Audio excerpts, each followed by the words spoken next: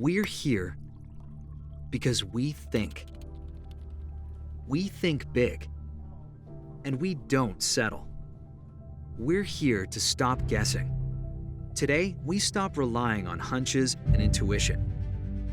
We let go of the past and take our businesses, teams, and ourselves to the next level. Because while every win feels great, so does the chance to do it again tomorrow. To do it tomorrow even better. Together, we'll generate more opportunity and achieve more clarity. We'll inspire performance and create more confidence. We're here because today's revenue leaders have to think differently. They have to think ahead and stay ahead. We're here because you are those leaders.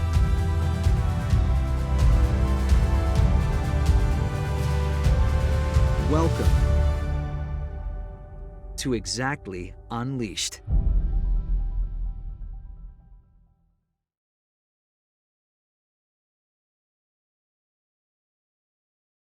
So, this is a bit different, Chris. How are you doing? Pretty good. How are you, Jamie? I'm good. This is a keynote, right? I think so. I think we're trying to do something different this year. Good. Well, with that, let's kick off. It's been a kind of weird year. I mean, apart from the fact, and a lot of people won't know this, you and I have never actually physically met, but we've had some great conversations. So this should just be like another one. Yeah, I mean, it's kind of par for the course for this incredibly crazy year that we've had, where if you would have told me a year and a half ago that I would hire a CRO and never meet the person after over a year of working together, I would have said you're insane. So yeah, it's been an amazing year, and I think for all of us, I think there's silver linings, and amazingly, this is actually the second of these events that we've had during since the COVID started. We did our first virtual one last year, and we did the keynote a little bit more traditional there with PowerPoint and everything. And I think one thing about COVID is everyone's got to change, do things differently. So let's embrace that change and do things differently. And while I certainly would mention there's still people struggling with COVID, we're certainly not out of the woods. Our friends, family in India, we're sending care packages over there to help them, and we certainly want to pay close attention to that. But generally, most of the world is on the mend, certainly in the States here and where you are, Jamie.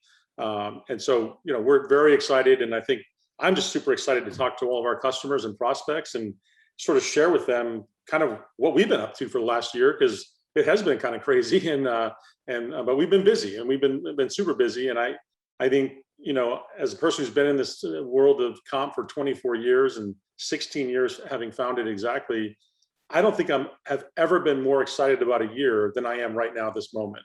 So anyway, let's get started and tell everybody what's going on.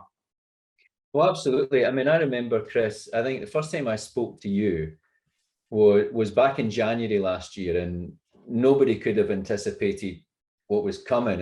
And as you said, despite that, we're seeing incredible growth. I mean, incredible growth in EMEA. Internationally, we actually had our first customers in Asia, and I counted it because I'm a bit of a nerd.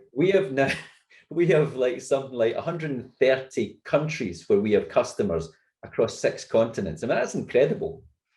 It is. I mean, it's amazing to see, and because we sell to such a broad spectrum of industries, we certainly saw some of our customers that are in the retail space, like when COVID first started, really being hit pretty significantly.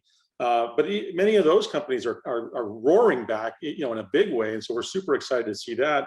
And then, of course, we have so many great customers like Salesforce and Zoom, as I mentioned, who obviously have been doing very, very well during this whole last year. So it's been a really interesting year, and it's been great to see the balance of things going on, and it's nice to see a lot of how fast companies embraced all this change, and they just kind of rolled with it and said, hey, we're not working, together in the office anymore. Let's take people and have them work from home, and let's change the comp plans, and let's, do things differently than we did before. And so it's been in many ways, there, you know, as I said, some silver linings to it, which I think, you know, are good. I hate to, you know, try to spin this such a negative experience in a positive way, but I think you have to, because good things have actually come out of this. Well, look, change is definitely one of the big features of the year, and we'll definitely touch on that through this conversation. Yeah. One of the things that hasn't changed, I'm very happy to say, is Xactly's leadership, you know, in this space, and in a space that, you know, is definitely growing. It's redefining. It's becoming more interesting. I know I want to talk to you about that. But Gartner, Forrester, G2 Crowd, Trust Radius, the Gartner Peer Insights, we're still top of our game, you know, across all these, and you know, we're still asked for a commentary on how the market's evolving. So I mean, I'm keen to dig into that with you today and really get your thoughts on it. Yeah, I mean, I think it's we love all the analysts that cover us and cover the space and the different spaces over the years, and they've treated us very well. And if you go back, you know, take Gartner as an example, every single Magic Quadrant they've ever come out with in our space, they put us in the leadership quadrant, and we've always been kind of moving up into the right.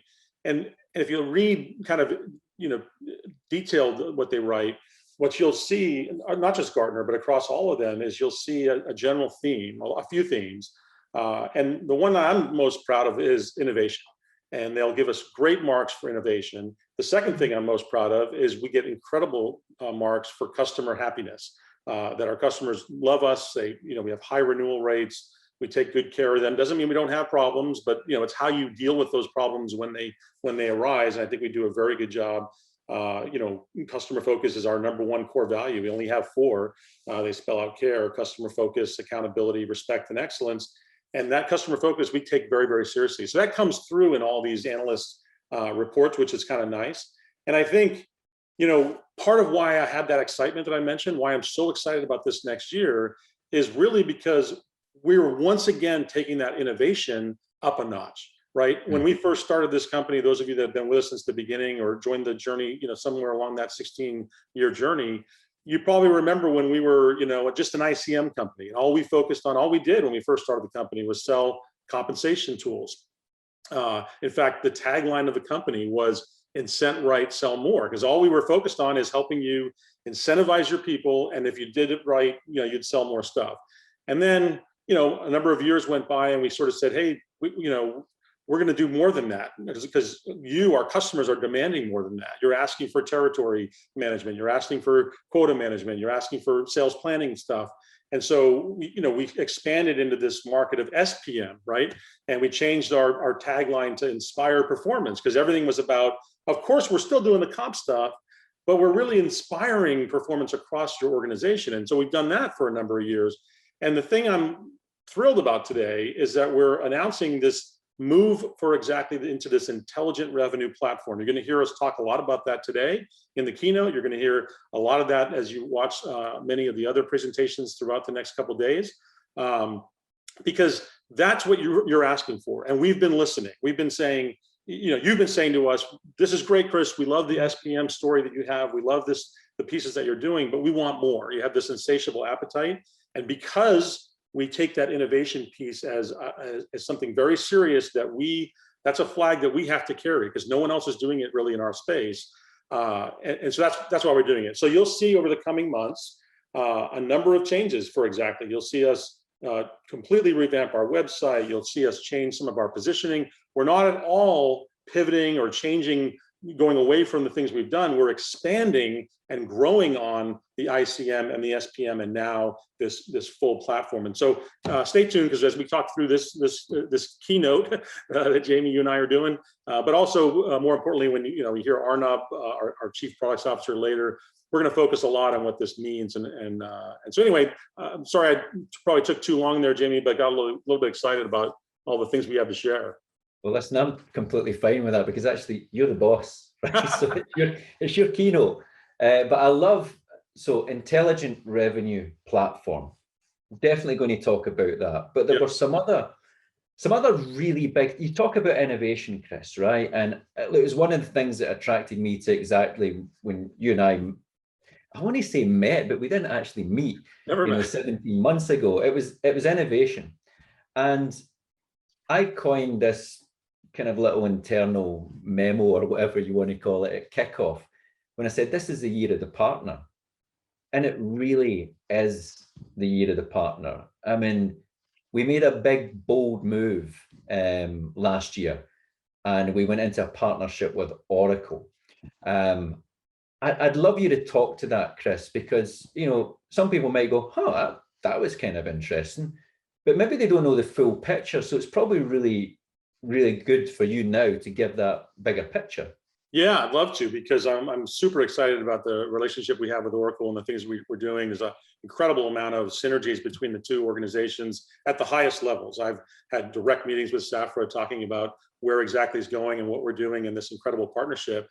But where it started was, you have to kind of back up a little bit and realize that we've kind of been competing with Oracle over the years, right? They have a compensation module that they do have out there in the marketplace, and so occasionally we would see them in a competitive role. But I think more and more, as we've gone away from just focusing just on comp and doing this much broader SPM and now this platform story, we don't see them as much as a competitor, but more as a co-opetition where we can work together and really go to market together. But the thing that drew us to them specifically was performance. So here we are getting bigger and bigger and bigger. We've got thousands of customers and hundreds of thousands of people that get paid through Xactly all over the world, as you mentioned, in I think 130 countries, you said, every continent, I think except one. And what's unique about the services that we provide our customers is they're transactional, right? So there's lots and lots of transactions, literally billions and billions of transactions that go through our servers. We've been handling it ourselves in private clouds, and I think as we got bigger and bigger, we started realizing, geez, do we really want to be in the business of managing these private clouds, or do we want to work with someone like Oracle that does that for a living, has way better hardware, that's way faster, and can scale it much better and provide a much better experience for our customers, especially some of our larger customers who may do 1 million transactions a day and then have a spike and do 10 million, right? And we have to be able to just adapt to that. Or Jamie, with as well as you're doing, you're going into Asia and doing all these things, we need the ability to spin up servers very, very quickly for new customers that we add. And we couldn't really do that, I think, before. And so the partnership with Oracle was a way to do that. And I'm super happy about it. And we're seeing incredible response already from customers that are experiencing much faster process times. Now, not everything has been switched over yet. So if you're not experiencing that, hang tight, because that's coming. We will be moving over the course of the next 12 months, everything over to the Oracle Cloud. And it's a great partnership. And the last thing I'll say real quick, Jamie, is we also have a go-to-market partnership. So our sales teams are working together in conjunction, going out and telling this joint story together and signing up new customers for all of our products. And that's very, very exciting. It is. And, as I'm, very, very involved in that side of it, I'm super excited because it's great news for Oracle customers because of the partnership and the co-location of servers and data and all that type of thing. It just makes that integration much simpler. And now Oracle can actually reach out Oracle customers and get the world-class de facto standard in intelligent revenue and bring it into their operations. So I'm very excited about that. And yeah, you said, we did the European data centers changeover this year. Yes. And nobody noticed when we changed over. That's a really very good thing. sign. Anytime you can completely change the plumbing and go, that's a pretty massive, move, and not hear a word is very, very positive. It is great. And but although some people have said, what have you guys done? It seems to have got a little faster, which again is we've heard that. Exactly the point you made. That's why we did it. That's right. Yeah. Well, look, we've got that. And as I said, year of the partner, the other big partnership, and it actually dates to the inception of the company, is the partnership with Salesforce. And again, I'd love you to talk a little bit about that because it goes very deep and it goes back a long way. Yeah, you're 100% right. I mean, Salesforce, is sort of ingrained into the fabric of the company. We wouldn't exist, I think, as a company if it weren't for Salesforce. Those of you that maybe have read my book or were around in the early days probably know I spent 8 years, almost 8 years at Callidus selling on-premise software. Literally the CD, for tons of money and the old school stuff, right? And I was trying to sell it to Salesforce, and the then CFO, Steve Cabrera, said, "I'm never buying this from you, Chris. It's the wrong religion." And he said, "Why don't you start a company and I'll become your first customer?" And I won't bore you with all the details. I didn't actually want to start a company, but I couldn't convince my old company to do it. They felt that it was a fad at the time, and they didn't believe in the cloud. And so I broke away and started Xactly. And true to form, Salesforce stepped up and became our very first customer. They also became an investor in the company. And we've ever since then had an amazing run, and it's going strong and getting better and better every day. One of the things I'm really excited about is some discussions we're having and work we're doing together to bring Einstein data into our AI and ML story, so that, as we talk about this transformation, kind of from this, caterpillar, I guess it is, into a butterfly. That's how I view this, this change to this intelligent revenue platform. It's all about data. You're going to hear us keep talking about data. You'll hear that in some of the other presentations as well. And so when we can start taking data from Einstein as an example, we're just going to help our customers make better and more informed decisions. So yeah, fantastic partnership. We have top tier, status. We're a summit partner at Salesforce. We just, and probably worth mentioning, almost 70% of the customers that we have, many of you that are on this call, use Salesforce. So we have really, really tight and great integrations. And the last thing I will plug is Bernie Kassar, who's our Chief Customer Officer. He's doing an interview a little bit later on, and he's doing it with two fantastic folks from Salesforce, Meredith Schmidt, and she's the EVP of the Revenue Cloud, and Scott Henderson, and he's the EVP of Global Revenue Ops. And so these are two people you're going to want to hear from, because they know the space inside and out. They're high-level folks within Salesforce, so they have a purview that they're going to share, and I think you're going to really want to tune into that and hear what they have to say. Awesome. So I have to ask this question. So what's the name of the book, Chris? What was your book called? Oh, the shameless plug. Yes. Game the Plan. Yes, Game the Plan. Game the Plan. Where can you get it? Amazon, baby, Amazon. Amazon. And if anybody really wants it, I'm sure you'll send them a signed copy, right? I'd love to. If you just send me an email, and I'd be happy to do that. Fantastic. So listen, successful entrepreneur sets up this amazing, innovative company. There comes a time when other companies come to you and they try and tap into that, that X factor, that je ne sais quoi that Chris Cabrera has. Now, one of those companies was a company called TopOps. You started working with them a few years back. Now, a lot of people may or may not know, but we made an acquisition of TopOps this year. It's a fantastic acquisition. I'm keen to tap into your mind here, Chris. What was it when you started working with them? What was it you saw in TopOps? You went, you know what? This is a missing piece of the puzzle here. We really need this.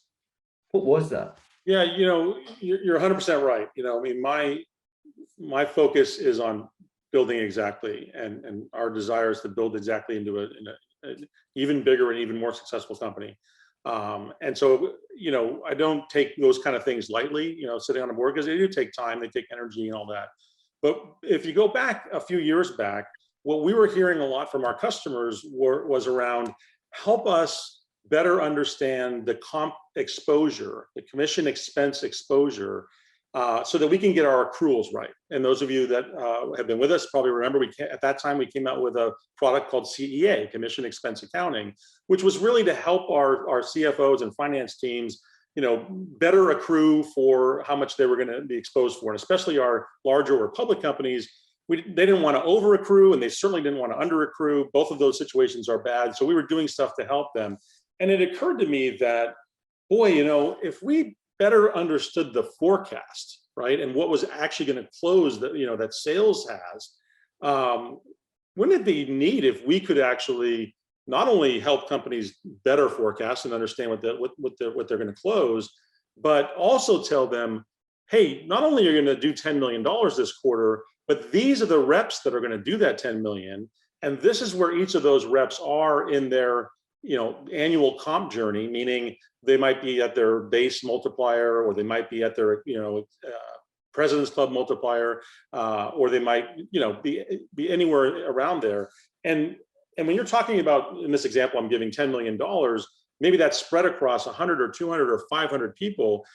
The mistake that people have to make, or the world today really, is I take the 10 million, I multiply it times our average comp, and that's what the number is. Well, I guess that's better than nothing, but come on, in this day and age, you can get accurate. You can, we know which deals are going to close. And so anyway, to answer your question, I sort of saw that this might be a place the space was going, and if we could combine those two things over time, that might be the thing to do. And so that's why I joined the board. It's been a wonderful experience. It's a great team of folks led by Jim Everland, the CEO. And then as we got into COVID, a lot of the things that we talk about when you think about forecasting, and Jamie, obviously you're a CRO, and I came up the ranks through sales, as you know, and was the head of sales, at Callis, as I mentioned. And the way almost every company is doing forecasting is by the gut of the head of sales, right? Now, in this case, you have a great gut. I've never seen you in person, but I know you have a great gut because you're very accurate in the ways that you forecast, even before we were using Top Ops at the end of this year. And so I think what happens is that gut comes from salespeople that are out there, sales leaders that are out there walking the hallway, talking to salespeople, going on sales calls. They kind of get that feel, and that's how they make their call. The good news is some are really good at it. The bad news is the majority are very poor at it. The vast majority of people that go on their gut, and you see this seesaw of missing numbers because the sales VP is just not that good at it. And so, and then I think that was exacerbated once we got into COVID, and you weren't seeing people, and that ability to get that gut feel just wasn't there. And so that's really where I said, hey, you know what? Now's the time. We got to acquire this company.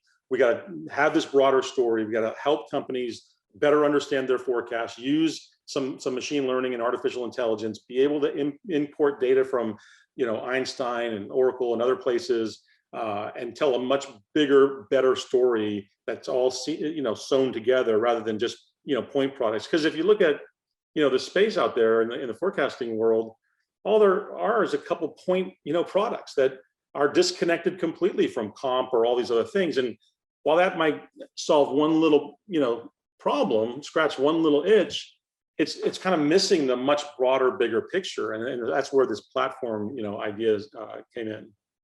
You've actually got me. Yeah, you've actually sparked a few ideas, and I'll kind of share them as they come. So I have no idea how this is going to come out. I mean, they just came to me as you were talking. But you're talking about all these little point solutions. Whether it's an incentive solution, or whether it's a forecasting solution, or whether it's a territory management solution. And you mentioned the word intuition bias, or the phrase intuition bias. And that compounds it, Chris, because, as a sales leader, and thanks, by the way, for saying my forecasts are good. That's great. I think that's a good sign, people. But, Hey, Jamie, you should define for folks what intuition bias means, because I'm not sure everybody maybe understands that. Well, it's basically when you're asked to make a call, right, or you do any planning. I mean, even let's look at it in a sales planning context for a second, right? So what we do is we typically, as sales leaders, go backwards and forwards with finance, go backwards and forwards with HR. We share a bunch of spreadsheets, and we do this process, which is very manual, very labor intensive, and involves a very few number of people. And every single one of those spreadsheets or data streams is full of intuition and averages. And it's not laser precise. It's basically, well, this is what we think. And, the average time to ramp is 9 months. And it's like, well, that's a problem, right? Why Why shouldn't it be less? And I mean, we don't ask these questions. We just accept that these are the variables we're working with. And then we plug it all together in spreadsheets. 5 or 6 people share it around. Typically, you build a sales plan. And then like you step back and you pray. And you pray that nothing changes, like nothing changes. And this year, everything changed. Everything out there. And what happens is that intuition bias is, as I said, it's made up by a few people, and people don't have visibility into what the plan looks like or how they're going to get there or really what their territories are. So then people start kind of complaining, and you're hit by a wall of noise from the organization. And when that happens, you're not focused on your job, and neither are the people, because sales reps will start shadow accounting and keeping their own spreadsheets and just a whole bunch of stuff. Yeah. Because there's no solid foundation of data. So when you talk about it, Chris, it's like we have to eliminate the intuition bias. And how do we do that? Well, we have a platform where all the data is available, where it's transparent, and where everybody can see what's going on. And this was one of the big aha moments, you know, not for me, Chris, right? This was, I was actually on a call with a great customer of ours, an enterprise customer, who is today an Incent customer, very, very happy, and use it to run their worldwide sales. And she's a CRO, and she was talking to me about, you know, like kind of how they forecast today. And it's a very manual process. They take extracts from, you know, like analytics tools, and they look at it all, and then they drive a forecast out of that. And then I showed her forecasting, and we had a laugh about it. She says, you know, we shouldn't really need forecasting tools, because that's kind of our job. And I said, I agree, but it's not a forecasting tool. People talk about, throw the words artificial intelligence and machine learning around. They toss them about to the extent where almost the impact of artificial intelligence, it's lost because it's used so often. There's artificial intelligence and there's machine learning in the platform. Of course there is. But when I think AI, I think additional insight. This platform gives me additional insight. And I walked through how I would do a call. And I walked through the pattern of the roll up and the hierarchies and how all the numbers roll up to me. And then I showed her the pipeline, 3 and 4 quarters out, where I can spot weakness in the pipeline, where I can hold my colleagues accountable in those departments, you know, to drive campaigns and things. And then also showed her in real time, every single deal that was in the quarter, the health scores, why the deal was moving up the pipeline. And what I said is, I use this in every forecast call, I use this in every deal review, and I use it to eliminate intuition bias, because I'm dealing with real-time data, and I'm dealing with movements and things that affect and could affect the quarter. For me, it's not about the forecast per se, because I've made the forecast, but it's about my ability to come to you, Chris, you know, 6 weeks in, 7 weeks in, and say, I'm going to beat and raise, and here's how I'm going to do it. Because I'm spotting opportunity I did not see in static reports, that I did not see in siloed spreadsheets from siloed systems. I was combining data from multiple systems to give me that. And I think that's it. You know, I think that's the elimination of intuition bias. And what she said to me, and we definitely need to write this down. She said, Jamie, this is not a forecast until you're right. This is a behavioral change platform at scale. Yeah. And that in today's digital transformation, digital economy, is what everybody needs. Yeah, I think you just nailed it. I mean, I think that is so helpful. And I hope people are listening and grokking, you know, kind of what you're talking about, because, you know, you talked about sales planning, you talked about the intuition bias that happens there. And the thing is, especially in this day and age with the tools that we're providing our customers, you don't need to guess anymore. You don't need to take an average, right? Someone told me one time, it always makes me laugh, you know, if you're sitting on an ice block and your hair's on fire, on average, you're fine, right? And, you know, every time someone brings up averages, that image comes to my mind, and I immediately throw that out because I don't want to hear about averages. Why should we use an average when the system can tell you what the actual, you know, turnover rates are, or what the actual ramp up time is by by rep type, those kind of things. Because the problem is when, I love how you talked about starting with the sales planning. When you're making 15 or 20 different assumptions, you don't have to be off by much on just a few of them, and pretty soon you're gonna miss your target. You're just not going to be on it. And furthermore, what we find in these manual systems is all that planning gets done, and at the first sign of trouble, which happens you mentioned in COVID, it went crazy, but it happens every year. Change happens the second you get, I think Mike Tyson said, the moment the first punch is thrown, your plan goes out the window, right? And that's what happens. And those plans get stuck in a drawer, and they really never seen again. And so I think this is where I think the new world is to understand this platform idea of tracking it throughout the year, right? Using that forecast, using that planning software to help guide you throughout the year. And I just think, you talked about this. I love your additional insights instead of AI. And I think that's another important concept, right? We're not saying get rid of gut. We're not saying get rid of your intuition, because guess what? Those are good things. We're saying add to it one more piece of data that gives you just another, more insights into, what's going on. Because what we're seeing with the forecasting is hey, the leader might be saying we're going to do 10 million. The machines might be saying we're going to do 9. I'm not saying you should adopt the machines and kick out your leader. Absolutely not. But just know that you have that gap, because now, imagine you've done it 6 quarters in a row now, and every time there's been a gap, the computers have been right, or they haven't. Well, by the 7th time, you're going to be like, okay, I got this now. I know now I've got the right information. I can make a much more informed decision of what we're going to do and where we're going to end up. So anyway, very, very cool stuff. I totally agree. Well, look, you mentioned something, right at the top of the conversation, and it was the intelligent revenue platform. And I'm kind of understanding that as we've got revenue intelligence, well, that whole forecasting piece.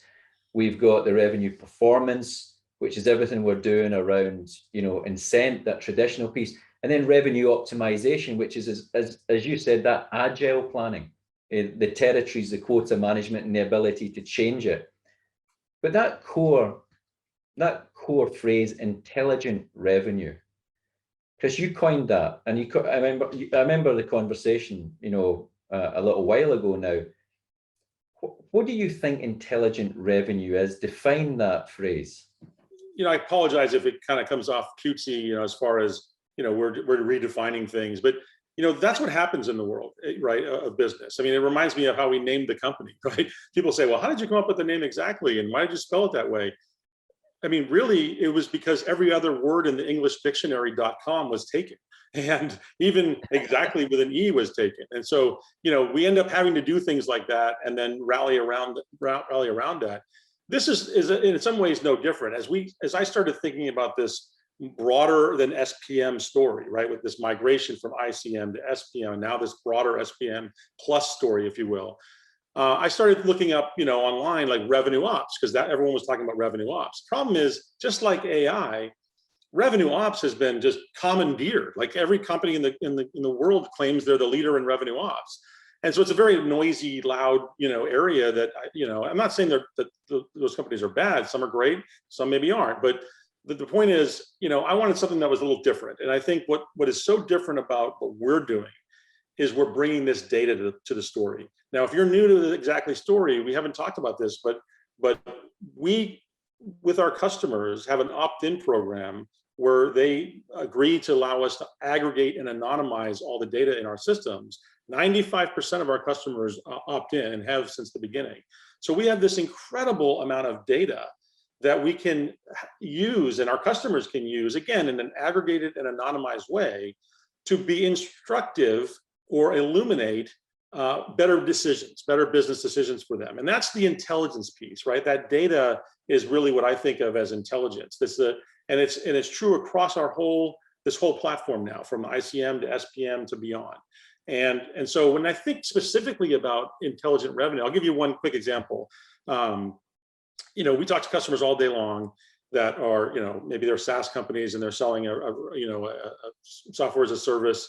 for 100 grand. That's the cost of the ARR. And so, they're incentivizing the rep to close the deal, 100 grand, boom, you get 5%, everybody's happy. And we come along and we go, okay, that's great, but gee, what if you could incentivize that rep to close that same 100 grand deal, but make it a 5-year deal and get that rep to get you 5% increases on that 100 grand per year for those 5 years. I don't know, I'm just betting guy, but which one of those deals would you rather have? Right? The plain 100K that's a 1-year no increase deal, or the 100K for 5 years with 5% increase? Jamie, well, it's rhetorical. I won't put you on the spot, but everyone's going to want the second deal, right? That's going to be worth 121,000 over the 5 years. That's an example in my mind of how I'm defining intelligent revenue. Intelligent revenue being the second example. It doesn't mean the first one's bad. We'll take that 100 grand all day long, but we want to help our companies figure out how to drive better revenue, smarter revenue that costs less to acquire, revenue that is at maybe a lower discount rate, revenue that is selling fries with a shake or selling all the products all the time, rather than just throw it on the wall and see what the reps can sell. That to me is dumb revenue, right? That and no offense to companies that are doing it that way, but in this day and age, there's so much more you can do with that modern day dangling carrot called the cell phone to drive behaviors, and using data to help you do that. That's really what we mean by that intelligent revenue platform. Excellent. Well, look, I think you've got a couple of special guests as well that you're going to be talking to one-to-one today. I am. I'm very excited about it. I'm having a conversation with Anne-Christelle Graham, who's the CRO of Talend, which is one of our great customers. And what I love about talking with her is, for years we've sold to finance basically, and finance ops, where the comp world lives. And sales has kind of been our customer's customer, right? The finance people, want to pay them accurately, but we never really sold directly to sales. They didn't have the budget for these systems. But now with this expanded platform where we're now talking about forecasting and the ability to get that right and sharing the data and bringing in Einstein and all that, CROs are absolutely in our direct sites as another constituent within the organization that wants to interact with Xactly. And so I'm planning to have a great conversation with Anne-Christelle. The second conversation is with Nick Mehta, who is the CEO of Gainsight. And if you're not familiar with Gainsight, what they do is have data on how happy customers are and what the renewals are like and the engagement of customers and all that. And what's exciting about that partnership is, and what we'll be talking about with Nick, I plan to talk to him, ask him some questions about this, is imagine if we can start bringing that data into that forecast, right? So when you think of what is a forecast? Well, it's of course what your new sales are, but it's also what sales we're going to make to our existing customers. Don't you think having some information on how happy those customers are and what the engagement level is? And so if that rep is saying, I'm going to close this deal at Acme Widget, and Gainsight's telling you Acme Widget's likely to just churn, all of a sudden, the machines are going to go, time out, this forecast is BS. So that's another example of where interesting data. And one last thing I'll say, before I go on, so I'm going to ask each of these great leaders a very controversial question. And I'm hoping to God they get the question right. So you need to tune in and watch those discussions to see if they answer it right. Well, I'm keeping my fingers crossed, but we'll see. It's very controversial.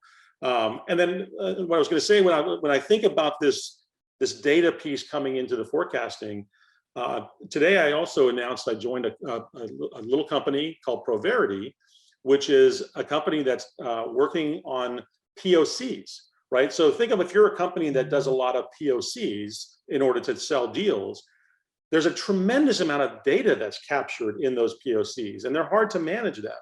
That's what Proverity is all about, is providing software to manage all those. I joined that board very similar to the reason I joined the Top Ops board, because I can envision taking that data and bringing that data into our forecast. So again, the reason I'm bringing it up is to make the point that you want something that is totally integrated. If you're talking to a point product that's just going to be a bolt on to something else, and that's pulling all their data directly maybe from the CRM tool, that's interesting. But why would you do that when you could have something that's totally integrated with this entire suite, pulling data from all these other areas? Well, look, I'm looking forward to that conversation. And speaking of controversial, I saw a meme this year, and the question was posed: what or who has been the biggest driver of digital transformation in your business this year? Is it the CEO? Is it the CIO? Or is it COVID-19? Now, most people have said actually COVID-19 was the driver. And I was reflecting on that a little bit myself, and I was saying, why is that? Because digital transformation has been around a long time. And what's been really interesting, Chris, is seeing Xactly really get into the heart of it, with sales teams all of a sudden not traveling as much, operating digitally, having to reassign territories, in an agile manner, all the stuff that we've been speaking about over the course of the year. We're really at the heart of it. But I was going, why is it taken until now to get there? And why has it been resisted? And the answer's dead simple, Chris. I'd love your thoughts, but I mean, the answer is because it's hard. Yeah. Right. Transforming and going through that type of change is hard.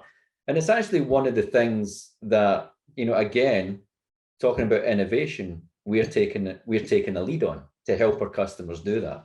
You're 100% right, Jamie. I think we just recently did a survey of like 2,000 sales leaders asking a lot of these types of questions, and it was pretty eye-opening to see the responses of why companies are not doing this. Like what's stopping them from embracing this transition? I mean, in the year 2021, to still be using spreadsheets for most of the things that Xactly does, right? Most sales planning is done in spreadsheets. Most comp is done in spreadsheets. Most forecasting, something's pulled out of CRM, but it's basically done in spreadsheets. So I have nothing against spreadsheets, but it feels like my whole life is about, automating them and making them smarter and better. Because look, spreadsheets are great, but like they were made in the 70s, I mean, in this day and age, if you're not doing it, something's wrong. But the responses we got back was, a lack of, leadership, not wanting to do it, a lack of funding, and just too many legacy systems and people not wanting to change, because change is very hard. And, I think our whole thing is to try to help minimize some of that, right? We can minimize some of the costs because you're not buying 7-point products, you're buying a platform. So there's savings in that, and you can leverage those other investments. Because we're automating all this stuff, we find that the ROIs that we provide are measured in weeks, not even in months sometimes, which is pretty incredible. And I think with those kinds of things, you can get that leadership buy-in much more quickly. And so I think, and then another point I'd just make on that, I think that sometimes people get intimidated because they think of this whole, I got to change all these things. Chris is saying I got to get rid of all these spreadsheets I love. I'm not saying that. I'm saying pick one, start there. I don't care which one, but just pick one and start there. But when you think about who you're going to do that with, make sure you're picking a platform so that when you get done with one, you move on to the next and the next and the next. You buy a point product, you're just spending a ton of money, and then you got to go spend another ton of money on the next point product. The whole idea of this platform that's all working together allows you to kind of tiptoe into the pool without just doing the Big Bang Theory and jumping all the way in. Well, that's great, because today we announced the launch of our new complimentary service, Xactly Transform, which is really designed. Wait, you said it's complimentary? Did I miss it? I know you never hear me say anything's free because I'm Scottish, but look, yes, it's complimentary. Wow, that's very generous. So basically, the whole idea behind it is all the things you said, Chris. It's wrestling with that level of change. How do we do some of that heavy lifting? How do we help with the business case? How do we help, reduce cost, complexity, and simplify it?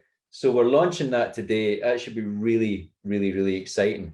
But listen, we're kind of getting to the end of our keynote conversation with Chris Cabrera. So we're getting to the end of it.